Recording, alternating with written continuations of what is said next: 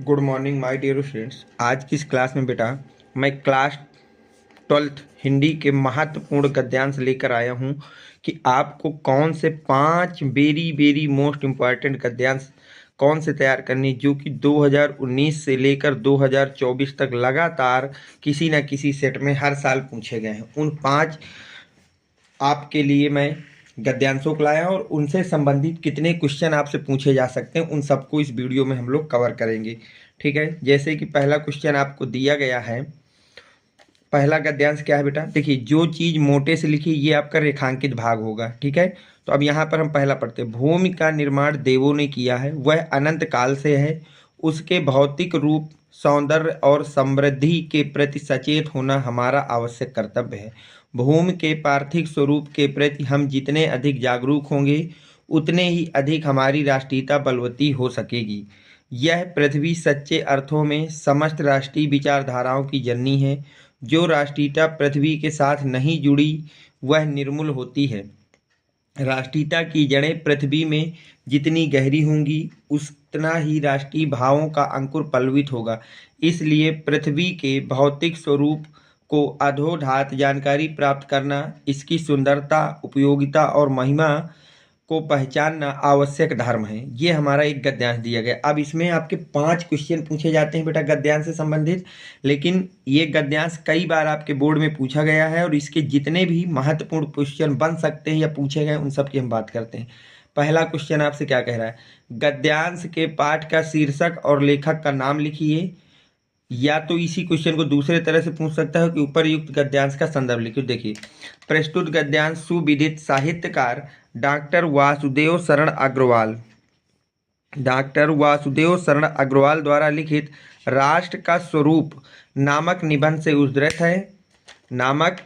उद्धृत है। यह निबंध हमारी पाठ्य पुस्तक के गद्य भाग में संकलित है। बस इतना लिख देना है, इसके 2 नंबर आपको पूरे मिल जाएंगे। नेक्स्ट क्वेश्चन, किस प्रकार की राष्ट्रीयता को लेखक ने निर्मूल कहा है? किस प्रकार की राष्ट्रीयता को लेखक ने निर्मूल कहा है? तो ध्यान से पढ़िए इसको। समृद्ध होना आवश्यक, भूमि में जागरूक राष्ट्रीयता पल्वतित होती है विचारधाराओं की। ये देखिए यहाँ लिखा, जो राष्ट्रीयता पृथ्वी के साथ नहीं जुड़ी वह निर्मूल होती है। वह क्या होती है बेटा? निर्मूल होती है। तो ये आंसर देखिए, जो भी गद्यांश दिया जाएगा उसका आंसर उसी गद्यांश में होगा, बस उसको सही से पढ़ना है। तो इसी को हम आंसर बना देंगे। जो राष्ट्रीयता पृथ्वी के साथ नहीं जुड़ी उसे लेखक ने निर्मूल कहा है। तो यहाँ से आपको 2 नंबर इसके मिल जाएंगे। नेक्स्ट, रेखांकित अंश की व्याख्या कीजिए। रेखांकित अंश की क्या करना है बेटा? व्याख्या करना है। तो रेखांकित अंश क्या है?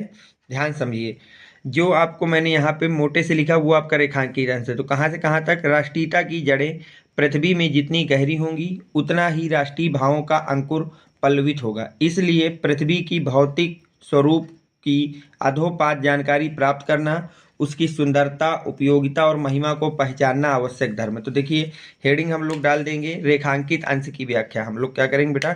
एक हेडिंग डाल देंगे कि रेखांकित अंश की व्याख्या, और उसको किस तरह से करेंगे ध्यान समझिए। जो राष्ट्रीय विचारधारा पृथ्वी ही समृद्ध नहीं होती वह आधार विहीन होती है। जो राष्ट्रीय विचारधारा पृथ्वी से है बेटा, यहाँ पर पृथ्वी से समृद्ध नहीं होती वह आधार विहीन होती। और उसका आशय यह है, यहाँ पर थोड़ा सा मिसप्रिंट है, सुधार लेना बेटा। उसका आशय यह है, अस्तित्व अल्प समय में ही समाप्त हो जाता है। वस्तुतः हम पृथ्वी के गौरवपूर्ण अस्तित्व के प्रति जितना अधिक सचेत रहते हैं उतना ही अधिक राष्ट्रीयता के बलवती होने की संभावना होती है। राष्ट्रीयता का आधार जितना मजबूत होगा राष्ट्रीय भावनाएं भी उतनी ही अधिक विकसित होंगी। अतः प्रारंभ से अंत तक पृथ्वी की भौतिक स्वरूप की जानकारी रखना तथा उसके रूप, सौंदर्य, उपयोगिता एवं महिमा को पहचानना प्रत्येक मनुष्य का न केवल परम कर्तव्य है अपितु उसका धर्म भी है। इतना आपको लिख देना, तो इसके पूरे 2 नंबर आपको मिलेंगे। नेक्स्ट क्वेश्चन, राष्ट्रीयता की जड़ें पृथ्वी में जितनी गहरी होंगी उतना ही राष्ट्रीय भावों का अंकुर पल्लवित होगा। इस पंक्ति का आशय स्पष्ट कीजिए। तो देखिए, राष्ट्रीयता की जड़ें पृथ्वी पर जितनी अधिक गहरी होंगी उतनी ही राष्ट्रीय भावों का अंकुर पल्लवित होगा। इस पंक्ति का आशय यह है कि पृथ्वी में गौरवपूर्ण अस्तित्व के प्रति जितना अधिक सचेत रहेंगे उतना ही अधिक राष्ट्रीयता के बलवती होने की संभावना होगी। अन्य शब्दों में राष्ट्रीयता का आधार जितना सशक्त होगा, राष्ट्रीय भावना भी उतनी ही अधिक विकसित होगी। ये इसका आंसर हो जाएगा। नेक्स्ट क्वेश्चन बेटा इसमें जो पूछा जा सकता है इस गद्यांश से आधारित, वो है यह पृथ्वी सच्चे अर्थों में क्या है। तो देखिए यह पृथ्वी सच्चे अर्थों में क्या है, इसका आंसर लिख देंगे यह पृथ्वी सच्चे अर्थों में समस्त राष्ट्रीय विचारधाराओं की जननी है। नेक्स्ट क्वेश्चन इसमें क्या पूछा जा सकता है बेटा, गद्यांश के केंद्रीय भाव पर प्रकाश डालना, कि गद्यांश का केंद्रीय भाव क्या है। तो आप हेडिंग डाल देंगे वहां पर बेटा गद्यांश का केंद्रीय भाव, हेडिंग पड़ जाएगी आपकी गद्यांश का केंद्रीय भाव। तो देखिए जब आप उसको लिखेंगे, इस गद्यांश के अंतर्गत पृथ्वी की महिमा और उपयोगिता को अत्यंत प्रभावपूर्ण ढंग से स्पष्ट किया गया है, साथ ही पृथ्वी को ही समस्त राष्ट्रीय विचारधाराओं की जननी मानकर और गौरवपूर्ण अस्तित्व को बनाए रखने के लिए सचेत किया गया है। नेक्स्ट क्वेश्चन जो इसमें पूछा जा सकता है बेटा, देवताओं द्वारा निर्मित भूमि के प्रति मानव जाति का कर्तव्य क्या है। देवताओं के द्वारा जो निर्मित ये भूमि है, इसके लिए मानव का हमारा क्या कर्तव्य होता है, ध्यान से देखिए। इसका आंसर कैसे लिखेंगे बेटा, इसका आंसर कुछ इस तरह से लिखेंगे, देवताओं द्वारा निर्मित भूमि के प्रति मानव जाति का यह कर्तव्य है कि वह इस भूमि के सौंदर्य के प्रति सचेत रहे और इसका रूप किसी भी दशा में विकृत न होने दे। साथ ही प्रत्येक मनुष्य का यह भी कर्तव्य है कि वह भूमि को विभिन्न प्रकार के समृद्ध बनाने की दशा में सचेत रहे। नेक्स्ट बेटा क्वेश्चन जो इससे पूछा जा सकता है, पृथ्वी के प्रति हमारा धर्म क्या है। तो देखिए पृथ्वी के प्रति हमारा यह धर्म है कि हम प्रारंभ से अंत तक पृथ्वी के भौतिक स्वरूप की जानकारी रखें तथा उसके रूप, सौंदर्य, उपयोगिता एवं महिमा को भली भांति पहचानें। नेक्स्ट क्वेश्चन जो इसमें पूछा जा सकता है बेटा, वो क्वेश्चन है भूमि का निर्माण किसने किया और कब किया। तो भूमि का निर्माण देवताओं ने किया और कब किया, यह अनंत काल से है। अगला क्वेश्चन जो इसमें बन सकता है बेटा, भूमि के पार्थिव स्वरूप के प्रति जागरूक रहने का परिणाम क्या होगा। तो इसका आंसर लिखेंगे बेटा, भूमि के पार्थिव स्वरूप के प्रति जागरूक रहने का परिणाम यह होगा कि इससे हमारी राष्ट्रीयता बलवती होगी। अगला क्वेश्चन जो इससे पूछा जा सकता है आपसे बेटा, वो ये है लेखक पृथ्वी को सच्चे अर्थों में क्या मानता है। तो लेखक पृथ्वी को सच्चे अर्थों में समस्त राष्ट्रीय विचारधाराओं की जननी मानता है। तो इस गद्यांश से बेटा आपके टोटल 11 तरह के क्वेश्चन बन सकते हैं और मैंने उन सभी क्वेश्चनों को आपको करा दिया। अब देखते हैं सेकंड इंपॉर्टेंट गद्यांश कौन सा है जो हमको तैयार करना चाहिए बेटा। तो वो है आपके पास ये, इसको पढ़िए ध्यान से। मातृभूमि पर निवास करने वाले मनुष्य राष्ट्र का दूसरा अंग है। पृथ्वी हो और मनुष्य ना हो तो राष्ट्र की कल्पना असंभव है। पृथ्वी और जन दोनों के सम्मिलित सम्मेलन से ही राष्ट्र का स्वरूप संपादित होता है। जन के कारण ही पृथ्वी मातृभूमि की संज्ञा दी जाती है। पृथ्वी माता है और जन सच्चे अर्थों में पृथ्वी का पुत्र है। ठीक, ये आपको एक गद्यांश दिया गया है और इसमें देखिए कौन कौन से क्वेश्चन हैं जो आपके बन सकते हैं और पूछे जा सकते हैं। पहला क्वेश्चन तो हर गद्यांश का आप फिक्स मानिए कि उसका शीर्षक और लेखक का नाम पूछेगा। तो ये भी बेटा आपके तो पूछा गया पाठ के शीर्षक और लेखक का नाम। तो पाठ का शीर्षक है बेटा राष्ट्र का स्वरूप और लेखक का नाम है डॉक्टर वासुदेव शरण अग्रवाल। इस तरह से लिख दोगे, 2 नंबर यहाँ से मिल जाएंगे। नेक्स्ट क्वेश्चन इसमें पूछा जा सकता है राष्ट्र की कल्पना कब असंभव है। तो यहाँ पर लिखा है मातृभूमि में निवास करने वाले मनुष्य राष्ट्र का दूसरा अंग है। पृथ्वी हो मनुष्य ना हो तो राष्ट्र की कल्पना असंभव है। तो लिख देंगे मनुष्य के बिना राष्ट्र की कल्पना असंभव है। नेक्स्ट, पृथ्वी और जन दोनों मिलकर क्या बनाते हैं। तो ध्यान से आप पढ़ेंगे, यहाँ पर ये लिखा है पृथ्वी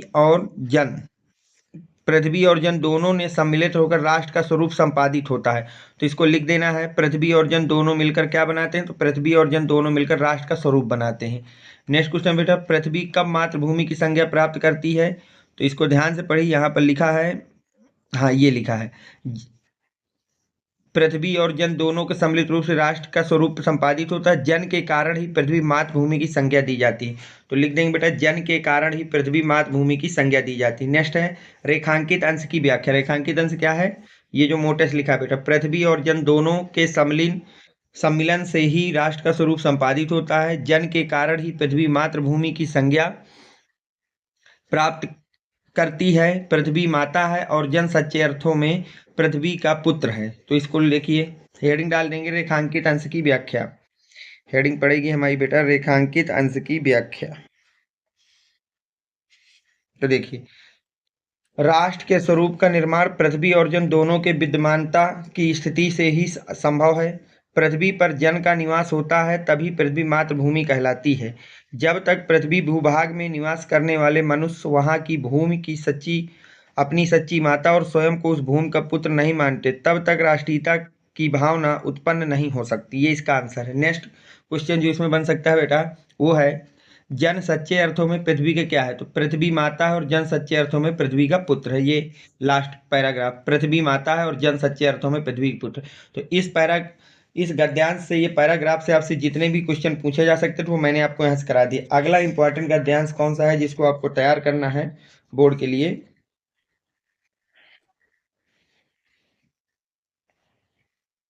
तो वो कुछ इस प्रकार से है बेटा, ध्यान से देखिए। अशोक को जो सम्मान कालिदास से मिला वह अपूर्व था। सुंदरियों के आसीन जनकारी नुपुर वाले चरणों में मृदु आघात से वह फूलता था। कोमल कपोलों के कर्णावतस के रूप में झूलता था और चंचल नील अलकों के अचंचल शोभा को 100 गुना बढ़ा देता था। वह महादेव के मन में मोक्ष पैदा करता, शोभ पैदा करता था। मर्यादा पुरुषोत्तम के चित्त में सीता का भ्रम पैदा करता था और मनोजन्मा देवता को एक इशारों पर कंधों में ही फूट उठाता था। ठीक, तो ये आपका एक गद्यांश दिया गया है। इसमें देखिए कौन से क्वेश्चन पूछे जा सकते हैं और कौन कौन से क्वेश्चन बन सकते हैं, ये भी बहुत ही ज़्यादा इंपॉर्टेंट है। पहला क्वेश्चन तो आपको फिक्स ही है कि आपसे पूछेगा गद्यांश के लेखक और पाठ का नाम। तो प्रस्तुत गद्यांश के लेखक हैं हजारी प्रसाद द्विवेदी और पाठ का नाम है अशोक के फूल। पाठ का क्या नाम बेटा? अशोक के फूल। अगला क्वेश्चन इसमें पूछा जा सकता है अशोक को तत्कालीन समाज में सम्मान किसने दिलाया? तो लिखेंगे बेटा अशोक को तत्कालीन समाज में सम्मान कालिदास ने दिलाया। ठीक, ये लिखा है अशोक को जो सम्मान कालिदास से मिला, तो जो समाज में सम्मान है वो किसने दिया बेटा? कालिदास ने। अगला क्वेश्चन, प्रस्तुत गद्यांश के लेखक का उद्देश्य क्या है? जो प्रस्तुत गद्यांश है उसमें लेखक का उद्देश्य क्या है? तो प्रस्तुत गद्यांश में लेखक ने अशोक के फूल को अतिशयोक्तिपूर्ण वर्णन किया है। यहाँ लेखक कहना चाहता है कि साहित्यकारों में मुख्य रूप से संस्कृत के महान कवि कालिदास ने अशोक के फूल का जो मादकतापूर्ण वर्णन किया है ऐसा किसी अन्य ने नहीं किया है। नेक्स्ट क्वेश्चन बेटा, रेखांकित अंश की व्याख्या कीजिए। रेखांकित अंश क्या है? अशोक का जो सम्मान कालिदास से मिला वह अपूर्व था। सुंदरियों को अहिंसन अहि जनकारी नुपुर वाले चरणों के मृदु आघात से वह फूलता था। कोमल कपोलों के कर्णावतस के रूप में झूलता था और चंचल नील अकलों में अचंचल शोभा को 100 गुना बढ़ा देता था। तो अब देखिए इतना हमारा रेखांकित अंश है। तो अब देखिए उसकी व्याख्या कैसे करेंगे। तो उसका मानना था कि अशोक पर तभी पुष्प आते हैं जब कोई अत्यंत सुंदर युवती अपने कोमल और संगीतमय नुपुर वाले चरणों से उस पर प्रहार करती। अशोक के फूलों की सुंदरता के कारण सुंदरतियाँ उसे अपने कानों का आभूषण बनाती हैं। यह कर्णफूल जब उनके सुंदर गालों को पर झूलता था तब उनकी सुंदरता और भी अधिक बढ़ जाती थी। जब वे अशोक के फूलों को अपनी काली नीली चोटी में गूंथती थी तो उनकी चंचल लताओं में सुंदरता 100 गुना बढ़ जाती थी और तब देखने वाले की दृष्टि उनसे हटती ही नहीं थी। ये इसकी व्याख्या होगी। नेक्स्ट क्वेश्चन है, निम्न शब्दों का शब्दार्थ लिखिए। अहिजनकारी और कड़ावर्ध। तो अहिजनकारी का मतलब होता है बेटा अनुरागोत्पादक, अनुरागोत्पादक, और कर्णवतंस का मतलब होता है कर्णफूल। नेक्स्ट क्वेश्चन है, इसमें जो बन सकता है वो है आपका अशोक को जो सम्मान कालिदास से मिला वह अपूर्व था। पंक्ति का फूल आशय स्पष्ट कीजिए। तो देखिए अशोक को जो सम्मान कालिदास से मिला वह अपूर्व था। पृथ्वी पंक्ति का आशय यह है कि कालिदास ने अपने साहित्य में अशोक के फूल को अत्यंत सम्मान दिया। अशोक के फूल की मादकता को अनुभव करने की दृष्टि कालिदास के पास थी। ऐसा वर्णन अपूर्व पहले किसी ने नहीं किया था। नेक्स्ट क्वेश्चन जो यहाँ से पूछा जा सकता है, अशोक के प्रति महादेव का हृदय क्षोभ यानी कि क्रोध से किस कारण भर गया? तो अशोक के कमोत्तेजित गुणों के कारण। ठीक है, नेक्स्ट क्वेश्चन जो यहाँ से पूछा जा सकता है आपसे बेटा वो है प्रस्तुत गद्यांश में मनोजन्मा देवता किसे कहा गया है? तो प्रस्तुत गद्यांश में मनोजन्मा देवता कामदेव को कहा गया है। नेक्स्ट क्वेश्चन जो यहाँ से बनाया जा सकता है बेटा वो ये है कि प्रस्तुत गद्यांश में लेखक का क्या उद्देश्य है? तो प्रस्तुत गद्यांश में लेखक का कहना है कि साहित्यकारों के मुख्य रूप से संस्कृत महान कवि कालिदास ने अशोक के फूल को जो मादकतापूर्ण वर्णन किया ऐसा किसी अन्य रचनाकार ने नहीं किया। अगला जो इम्पोर्टेंट क्वेश्चन यहाँ से बनाया जा सकता है वो है बेटा, किस फूल की सुंदरता के कारण सुंदरियाँ अपने कानों को आभूषण बनाती थीं? कि उसको किस फूल की सुंदरता के कारण सुंदरियाँ उस फूल को अपने कानों का आभूषण बनाए? तो अशोक के फूलों की सुंदरता के कारण सुंदरियाँ उसे अपने कानों का आभूषण बनाती थीं। नेक्स्ट, संस्कृत के किस कवि ने अशोक को अपने साहित्य में स्थान दिया? तो संस्कृत के कवि कालिदास ने अशोक को अपने साहित्य में स्थान दिया। तो ये आपके बेटा मोस्ट इम्पॉर्टेंट 11 क्वेश्चन थे जो इस पैराग्राफ से बन सकते थे, वो मैंने आपको कराए हैं। इनको अच्छी तरह से तैयार कर लीजिए बेटा। अगला इम्पॉर्टेंट जो आपका बेटा वहाँ पर गद्यांश पूछा जा सकता है वो कुछ इस प्रकार से है, ध्यान से पढ़िए। कहते हैं कि दुनिया बड़ी भुलक्कड़ है, जितने से उनका स्वार्थ सघता है जाती है, शायद अशोक से उसका केवल उतना ही याद रखती है, बाकी को फेंक कर आगे और स्वार्थ नहीं सधा, क्यों उसे वह याद रखती, सारा संसार स्वार्थ का अखाड़ा तो ही है। अब देखिए, प्रस्तुत गद्यांश के लेखक का नाम और पाठ का नाम, तो ये भी आपका किसका है बेटा? हजारी प्रसाद द्विवेदी द्वारा लिखा गया, अशोक के फूल से लिया गया है। रेखांकित अंश की व्याख्या, तो ये पूरा का पूरा भाग रेखांकित है तो लिखेंगे व्याख्या, हेडिंग डाल देंगे व्याख्या। हम लोग हेडिंग क्या डाल देंगे? व्याख्या या रेखांकित अंश की व्याख्या, जो भी आप डालना चाहें लिखेंगे।